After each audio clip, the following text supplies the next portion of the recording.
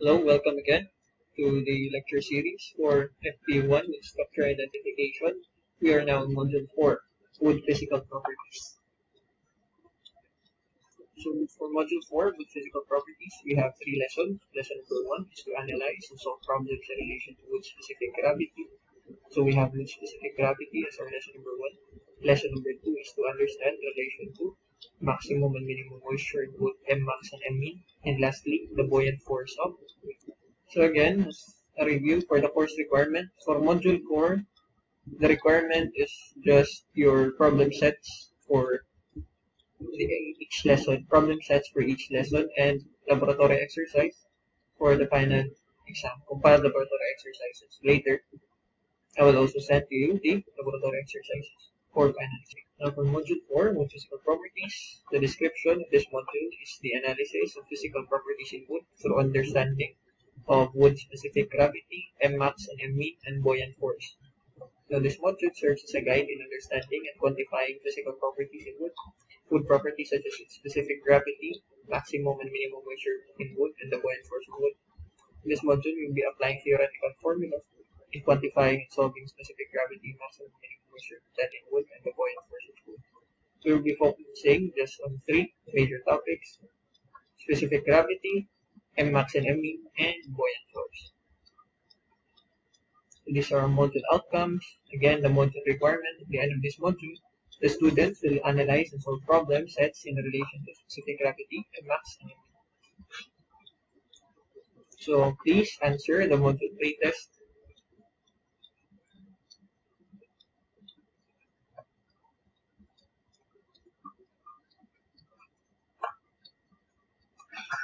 So for lesson number 1, as promised again, I am just requiring you for the final examination to answer all the lessons for Module 3, and for Module 4, please answer only lesson number 1, activity. You can also answer lesson number 2 and lesson number 3 for Module 4, but you can also add to the points, but I will not be requiring that.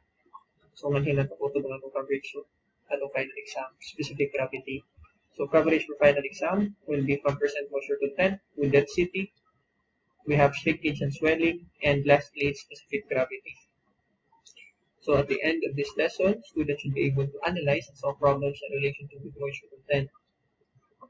Okay, let's go to introduction.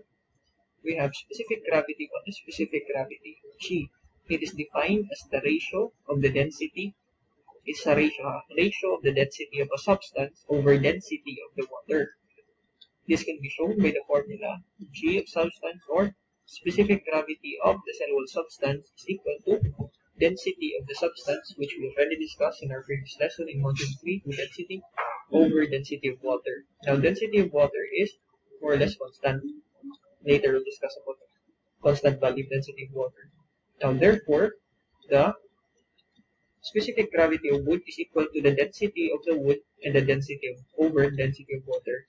Now, since density of wood and density of water use similar units, specific gravity is unitless. Again, since the density of the wood substance and the density of the water have similar units, ang atong specific gravity is unitless.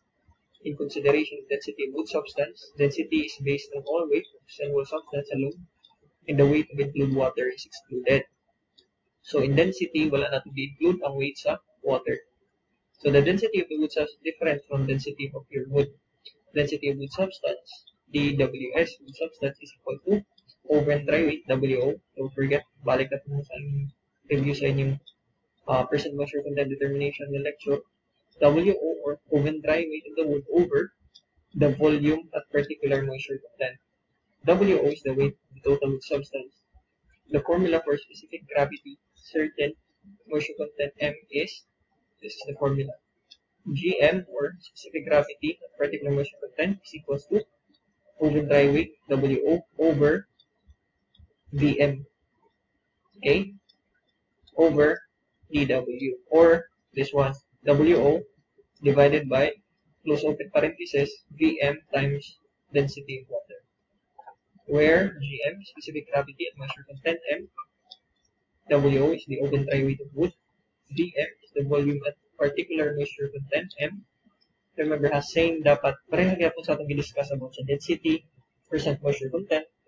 Kung unsa imong percent moisture content nga gin-require, amo liwat dapat ang mga values at that particular moisture content ang imong mga given values. Ngayon, we substitute to the formula. And of course, density of water, again, as I said, density of water is constant.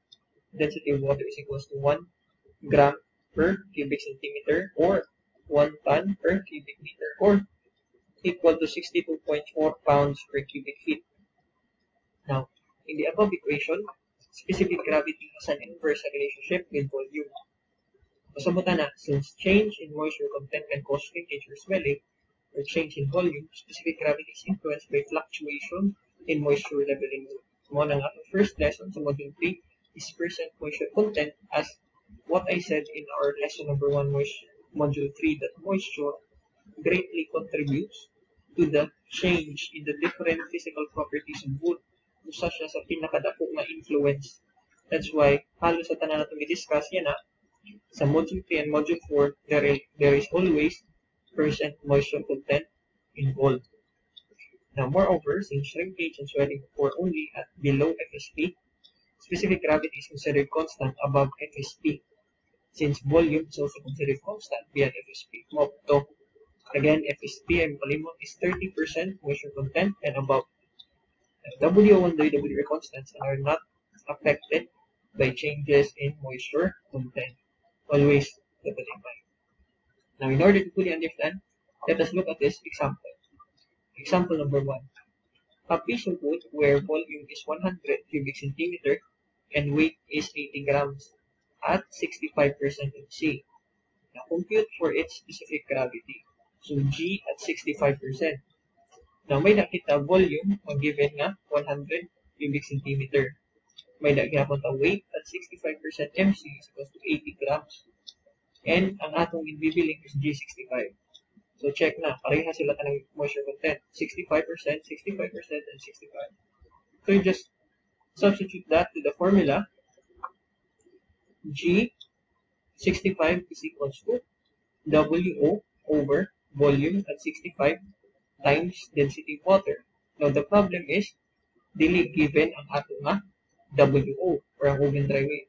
So, balik naliwat ka mo nga sa atong lesson number 1 sa module 3, percent moisture content. Saan man mo pag-compute sa oven dry weight if ang given la is ang weight at particular moisture content. Okay? So, may tabuan na, compute first WO. Now, the formula for oven dry weight is equals to WO is equals to weight at particular moisture content, WM, which is ang atong given yan ng WM is W at 65 is equals to 80 divided by 1 plus M over 100. So, yung substitute, ilan man ang weight at 65. That is 80 grams, here, 80 grams, over 65 divided by 100, that is 0.65 plus 1, that is 1.65. So, divide mo, 80 grams over 1.65, unitless in indirect. So, may nakita, oven dry weight is equals to 48.48 grams.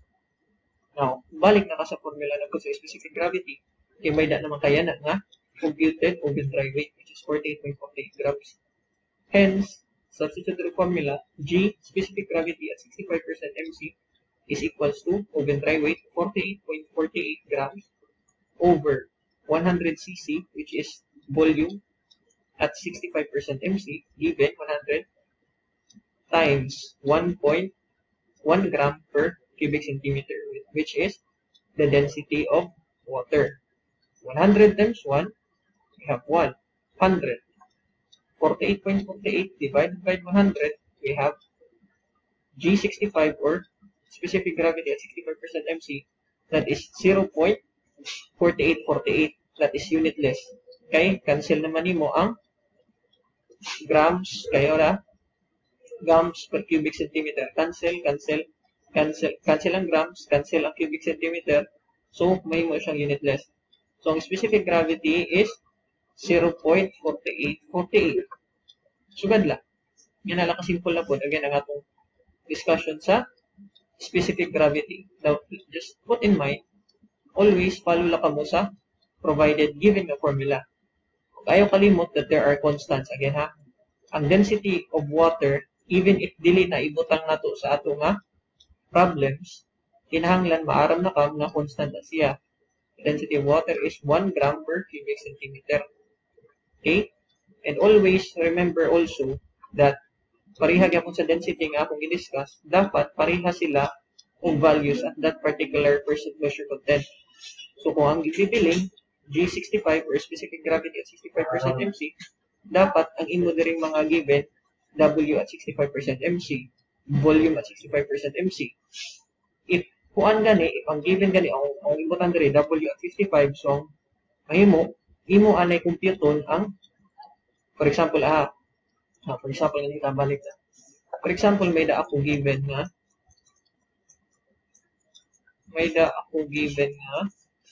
volume at 35%. Then may da ako volume which is 95 cubic centimeter.